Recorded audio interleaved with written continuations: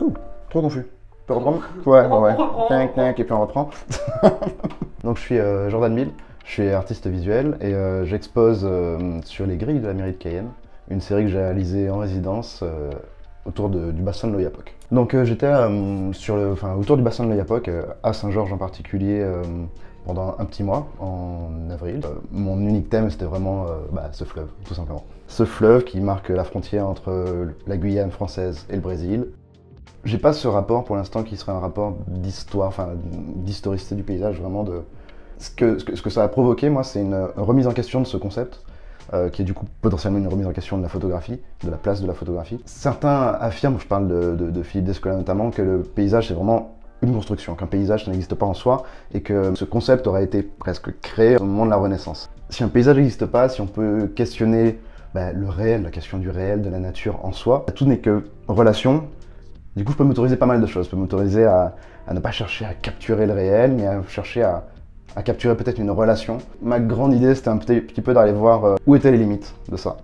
Comment placer les limites, et c'est quelque chose qui sonnait très très bien parce que j'étais littéralement sur un territoire qui était, un endroit qui était une limite, c'est-à-dire à la fois une frontière, à la fois un lieu de passage, et puis des eaux opaques. Donc la question de l'opacité qui rentre là-dedans, et moi ça faisait sens. La question de l'opacité s'est imposée assez vite. Je travaillais déjà sur l'opacité en photographie, c'est-à-dire l'idée d'assumer sa position, c'est-à-dire de montrer la photographie plutôt que le sujet. J'étais tombé sur la fameuse citation qui est assez reprise de Glissant, où il dit qu'il faudrait un droit à l'opacité. L'idée selon laquelle on n'est pas obligé de comprendre pour construire avec. Et c'est quelque chose qui m'a beaucoup parlé, c'est-à-dire que quand je suis arrivé près de l'Oyapock, je savais que je pourrais pas comprendre cet endroit. Je suis pas sûr que ce soit possible de toute façon de comprendre, ni même intéressant de comprendre complètement, de rendre transparent un endroit. Et je suis parti de cette idée. En plus, il y avait ce fleuve complètement opaque qui est, c'est un ensemble qui est bourré de contradictions.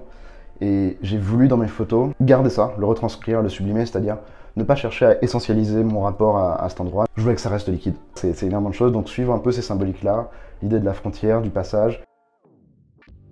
Donc Terra Incognita, de prime abord, c'est pas quelque chose qui me parlait. C'est pas un sujet que j'ai véritablement creusé. Enfin, c'est peut-être l'idéal des grandes conquêtes et tout ça, et ça me parlait pas. Mais finalement, je me suis rendu compte que c'était certainement l'endroit où je voulais travailler. On parle de résonance entre des concepts philosophiques et de la photographie, des choses qu'on comprend pas vraiment mais qu'on essaye quand même de faire. J'ai vraiment le sentiment artistique de naviguer à vue, et je suis au final très confortable. J'essaie de me placer toujours au niveau des limites, donc des limites de la photographie, c'est-à-dire que assez régulièrement je me demande si ce que je fais c'est encore de la photographie. Aller un peu à la pointe de mon ignorance, c'est-à-dire je vais chercher des concepts, je ne veux pas faire du tout d'illustration de concepts philosophiques en photographie. D'aller toujours au bout de l'endroit où, je sais pas, j'essaie de photographier à cet endroit-là pour avoir peut-être des photos qui me dépassent, c'est-à-dire que je ne vais pas comprendre et qui vont être, j'espère, un peu plus grandes que moi. C'est vraiment l'horizon que je me fixe. D'abord avec cette résidence, c'est une toute première résidence pour moi en dehors des petites limites de mon territoire qui est la Martinique. Et c'était des conditions absolument idéales pour travailler, vraiment. Et je suis très très reconnaissant pour ça. Et enfin, cette semaine de la Biennale, c'était juste un moment juste incroyable, vraiment.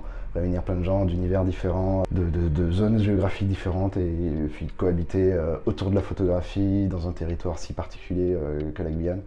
Je vais pas m'autoriser à aller sur un poncif aussi gros ou dire l'important finalement c'est les rencontres. Mais quand même.